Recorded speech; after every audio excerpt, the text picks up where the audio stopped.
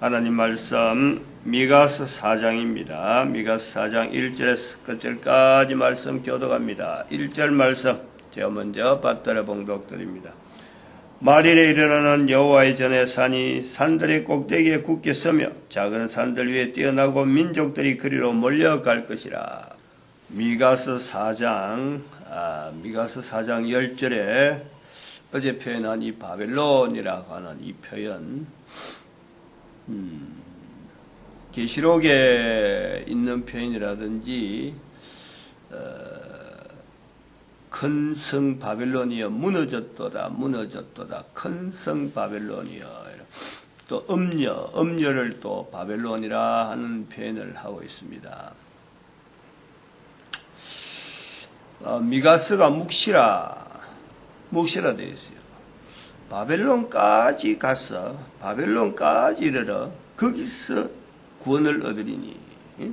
요 10절에 있는 말씀. 바벨론까지 이르러 거기서 구원을 얻으리니.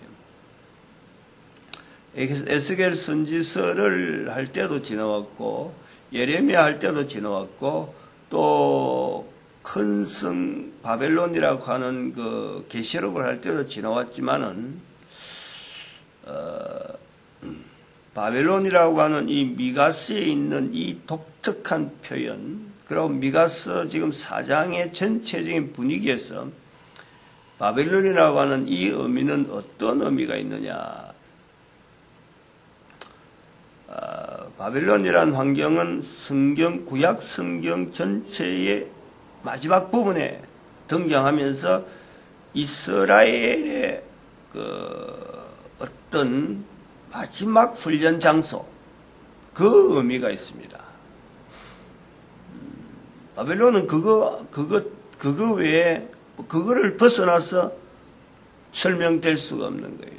이걸 분명히 우리가 표현해야 되는데, 계시록의 그 음녀 바벨론, 큰 성 바벨론 무너졌다 하는 이런 표현이 마치 이게 적처럼 대항의 어떤 그 의미에서 반드시 분쇄되어야 되는 어떤 상대, 물론 그 대상 자체를 할 때 우리가 이거 바벨론이라는 것은 장소라고 하는, 또 시대적으로 마지막 하는 이런 것도 있고, 음녀라고 하는 큰 성 바벨론 적 그리스도라고 하는 이 대상, 요거를 우리가 또 볼 수도 있는 거예요. 바벨론 자체가 혼란, 혼잡, 또 거기서 한편으로는 하나님을 대항하는 이런 뜻이 아주 강하게 들어있어요. 그러나 이것을 지금 2014년이라고 하는 성경에 기록되어 있는 미가서에 들어가 있는 이 표현을 하면서 이 바벨론이라고 하는 이 자체가 다양한 뜻이 있는데 마지막이다. 마지막 어떤 장소, 마지막 어떤 때, 이런 것도 강하게 되어 있단 말이에요. 요거를 구별해서 우리가 받아들일 필요는 있다는 거예요. 마지막 때니까 음녀, 사탄이 정체를 드러내는 때, 요것을 표현하기 위해서라도 바벨론을 쓸 수가 있다는 거예요. 그렇다고 해서 바벨론에 살고 있는 사람이 대상이 되면 안 되는 거예요. 바벨론에 살고 있는 사람은 그나 나나 옛날이나 지금이나 하나님 앞에 지음을 받은 하나님의 사랑하는 사람이라. 하나님 앞에 사랑받는 대상으로서 인간이 코로 숨을 쉬고 있는 동안에 여기서 제외될 사람은 아무도 없어요. 이 땅에 살아가는 모습이 마치 바벨론적이라 하더라도, 마치 적그리스도요 원수 사탄의 모습을 하고 움직인다 하더라도 그는 역시 하나님 앞에 사랑받는 사람이에요. 요거 우리가 변하면 안 돼요. 다른 거는 변하더라도 미가서의 다른 여러 가지 내용들이에요. 변하는 여러 가지 형태들이 많이 있는데 변하지 말아야 될 것이 또한 엄청나게 많이 있어요. 그때나 지금이나 앞으로도 영원히 변하지 말아야 될 내용이 굉장히 많이 있어요. 다 우리가 설명하기 힘드는데 그 중에 성경이 어디를 펼치도 성경이 어떤 상황이 되더라도 또 인류가 살아온 어떤 인류의 역사 현장에서라도 어떤 환경에서라도 변하지 않는 분명한 것은 하나님 앞에 인간은 하나님의 사랑받는 존재라는 거예요. 사탄으로부터 보호하기 위해서 만들어진 거지 사탄을 하나님 대신해서 분명히 대항해서 이길 수 있는 존재로 만들어져 있지 사탄한테 쩔쩔매는 존재는 아니라는 거예요. 인간이 그런 거예요. 인간 스스로가 사탄한테 분명히 사탄보다 능력이 있고 인간은 분명히 하나님을 경외하는 하나님을 증거하는 하나의 개체로서 하나의 어떤 형태로서 존재되어지는 이유가 있다는 거예요. 그런 의미에서 사탄이 인간의 원수인 거예요. 원수. 그래서 사탄도 인식 안 하면서 있는지 없는지도 모르면서 무조건 사탄을 원수라고 그냥 입으로 외치는 구호가 아니라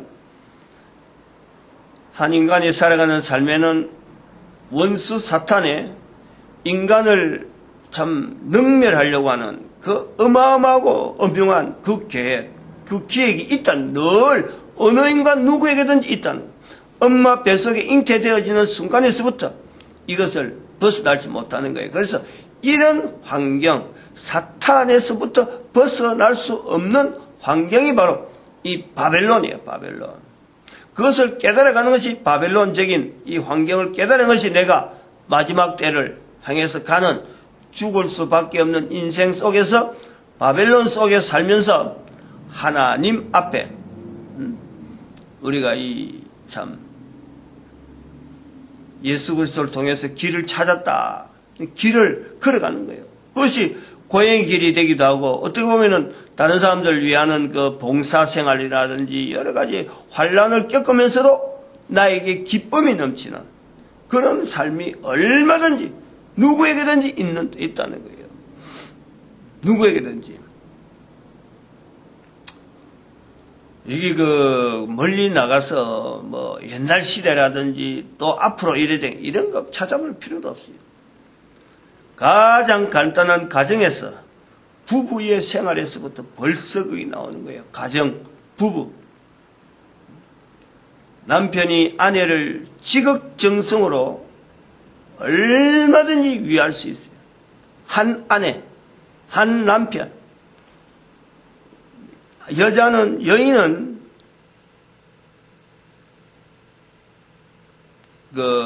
창세기 3장에서 여인에게 그러잖아요. 여인에게 남편의 사랑을 이렇게 기리는 그 표현이 있는데 여인의 근본적인 그 자리가 도울 배필로서 만들어졌기 때문에 남자를 이렇게 따른 이런 종속적인 개념 아니고 종속적인 개념보다도 남자 혼자서는 도저히 살지 못하기 때문에 여자는 끊임없이 남편을 도웁니다. 도울 수밖에 없는 이 상황이 여자에게 더 많아요. 그런 어떤 성품이라든지 그런 능력 자체가 여자에게 더 많은 거예요. 이걸 남녀 이런 구분을 해가지고 페미니스트 해갖고 이걸 활동 옛날에 여자들이 어떻게 왔는데 이제는 우리가 어떻게 변해야 되고 남자보다 동등해야 된다, 평등해야 된다, 자유, 평등, 박약 해가지고 이런 구호. 그래서 여성이 남성과 이 성 자체를 구별하면서 그래서 남성에게 억눌렸던 세월 속에 여성이 이제는 해방되어져야 된다. 여러 논리적으로 지금 페미니스트들의 활동들이 되어지는데 그걸 해봐야 지나온 과거 속에 붙잡고 현재 무슨 투쟁적으로 하는 그거는요 절대적으로 오늘 미가서에 보는 거라든지 그거 자체가 바벨론이 있는 거예요. 그렇게 투쟁하는 자체가 현재적인 내 삶하고 연결해서 바벨론 속에 있는 거라니까. 이 바벨론이라는 표현을 우리가 그 여러 가지 활용을 하는데 개인이 내가 지금 현재 살아가는 환경을 바벨론적으로 여기게 될 이거 굉장히 중요한 요소가 있다. 미가서 4장의 중요한 내용은, 독특한 내용은 4장 자체에서 보는 게 그런 거예요. 독특한 내용은 말일에 마지막에 전쟁이 없어진다는 거예요. 전쟁이. 뭐냐면 칼을 쳐서 보습을 만든다. 창을 쳐서 낫을 만든다. 3절에 전쟁이 없어지냐. 다시는 전쟁을 연습지 않는다는 거예요. 그 인류가 바라는 건국적인 자리 아니에요. 전쟁을 하고 싶어 사는 사람은 아무도 없어요. 해야 될 상황 때문에 하게 된 거고, 또 어떤 관례에서 그러한 일이 생기면 전쟁이다 하는 것이 이게 거의 일반화됐죠. 예를 들어서 대한민국에 지금 땅굴 파는데, 북한에서 땅굴 파가지고 내가 지금 남쪽에서 남쪽에 가는 그 진해, 그까지 팠다 가라는데, 확실한 거는 모르지만, 그때 확실하게 나온 땅굴이 지금 몇 군데 있어요. 인터넷에 돌아다닌다니까. 분명히 북한군이 팠는데, 남한의 군대에서는 이걸 인정하지 않는 거예요. 인정했다는 것과 인정 안 한 것하고 이건 큰 차이가 있거든요. 만약에 국방부 장관이 그걸 인정했다 하면요, 바로 적시 적군이 바로 땅에 들어왔는데 바로 전쟁 상황이라. 그냥 군에서 어떻게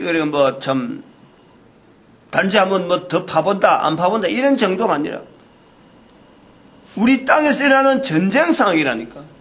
그래서 국방부 장관하고 지금 이 어떤 군에 있는 사람들이 이걸 자꾸 기피하려고 하는데, 굉장히 어렵게 됐어요. 지금 우리 박근혜 정부가 들어서서 지금 아마 이 문제가 굉장히 어렵게 풀어가야 될 문제가 아니냐. 지금 국회의원들도 이걸 떠든 사람 별로 없는데, 이거 떠들다 가면 이건 보통 해석해야 될 부분이 아니거든요. 그 지금 한성주 장군, 공군 예비역 장군 소장이 이걸 갖고 지금 집중적으로 파고 있는가 본데, 국방부 입장도 굉장히 난감하고, 지금 상당한 그건 바로 지금 현재 전쟁 상황이 우리 땅에서 일어난 전쟁 상황이 된다니까. 근데 여기서 미가 4장은 지금 그 이야기를 하려는 게 아니에요. 아주 중요한 요소가 있어요. 아까 페미니스트 이야기 문제라든지 이런 나오는데, 계속 1절에서부터 하나님은 민족들이 그리로 몰려간다는 거예요. 모은다는 거예요. 그 다음에 또 6절에 보니까 내가 환난 받게 한 자를 모은다는 거냐. 또 그리고 12절에 여호와께서 곡식단을 타작마당에 모음같이 그들을 모으셨도다. 하나님은 모으는 거예요. 하나님은 모으시는 거예요. 그런데 바벨탑 사건처럼 모으는 것은 하나님은 싫어하는 거예요. 바벨탑 사건이 바로 그때 모여서 하나님이 그래 너희 다 모였냐 그럼 끝나는 거예요. 그런데 하나님께서는 그때를 하나님 흩으시는 거예요. 왜냐하면 그때는 우리가 창세기 10장에 있는 내용, 벨렉과 욕단 이야기를 벨렉과 욕단의 이야기에 붙여서 나오는 것이 바벨탑의 사건이라는 걸 알아야 돼요. 그걸 그렇게 해석해야 돼요. 왜 벨렉과 욕단이 갈라졌느냐? 바벨탑 사건이 분명한 분기점이다. 요걸 우리가 나타내는 거예요. 나누어질 수밖에 없고, 벨렉과 욕단이 나누어질 수밖에 없고, 바벨탑 사건에서 하나님께서 흩으셔야 될 수밖에 없는 그 상황에는 인간의 악함이 있는 거예요. 인간의 악함.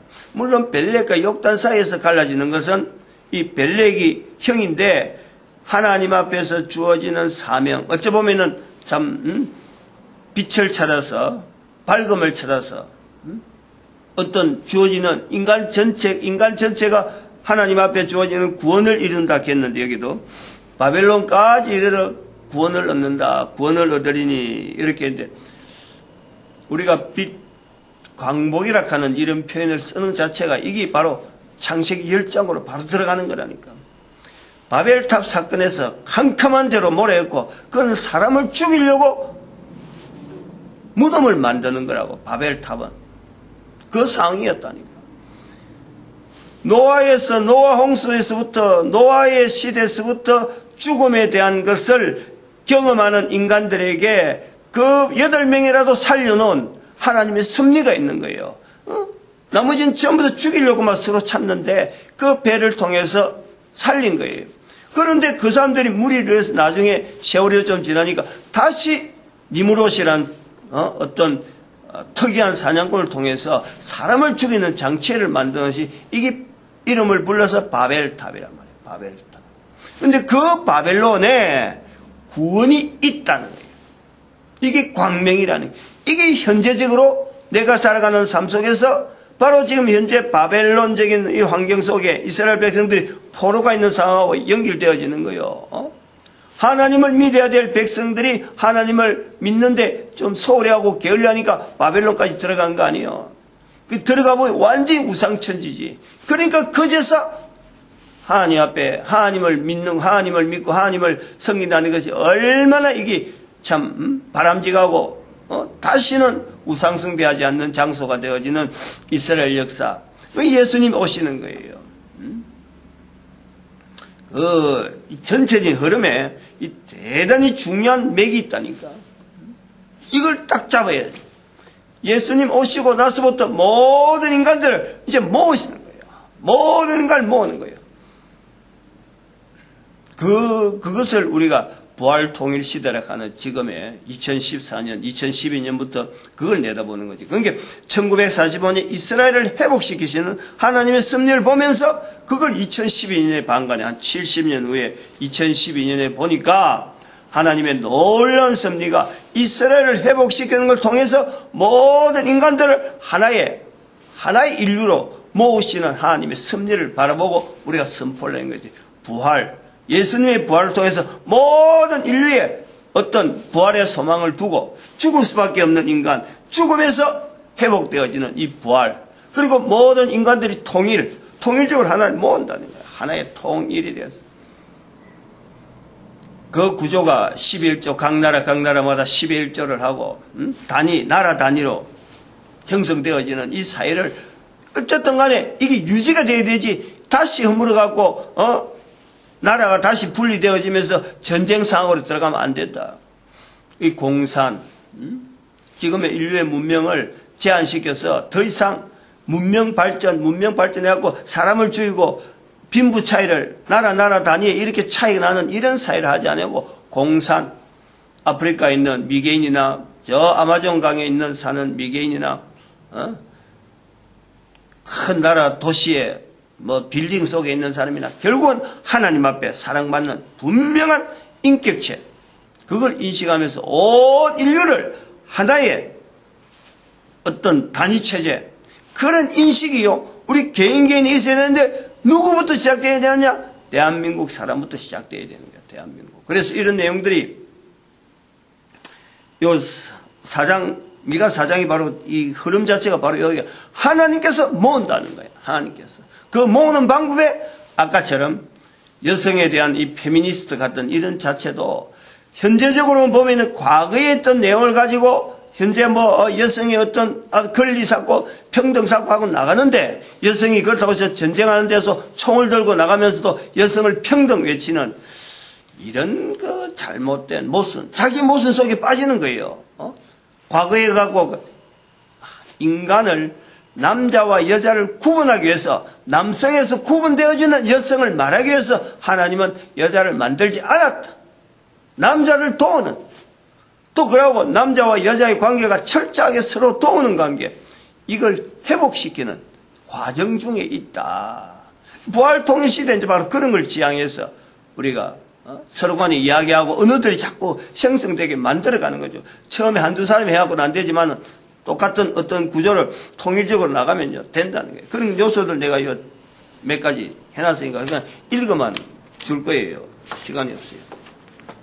말이 논리 언어, 수리 언어 등장, 수리 언어의 벽, 그래서 하나님의 섭리, 지금 현재 그렇다는 거. 바로 그게 수리 언어라고 하는 이 환경이 바로 이 컴퓨터 이런 등장, 그리고 인공위성이라든지 이런 모든 그 원자 핵폭탄, 그 다음에 이런 거가 이제 제한된다. 전쟁에 제한된다.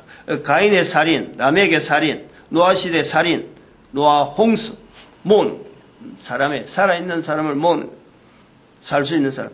바벨탑, 어느 흩어짐, 인류 흩어짐, 인터넷. 흩어짐에서 모으는 것이 인터넷. 지금 현재 그 일반화된 게 6개국에 동시 통역이 된다라는 게 시중에 내가 본 것을 한번 봤어요. 사보진 않았는데요. 벨렉 아브람, 다윗, 이 예수 그리스도 오시고 1945년도 회복 모험. 그 다음에 욕단, 한반도, 홍익인간 1945년 경제 모험. 그 다음에 성경, 모세 성경, 선지자, 하나님 말씀, 로마 제국, 각 국가 단위의 법률, 국가 단위 통합, 문화도 그렇지, 음악, 건축, 미술, 논술, 도덕적으로 나아가면서 이상을 나아가는데 개인적으로 가지 않고 이게 전체적인 하나로 모으는 분명한 섭리로 나아가는 것이 통일시대, 우리가 부활 통일시대를 바라보고 있습니다. 마치겠습니다. 기도드립니다.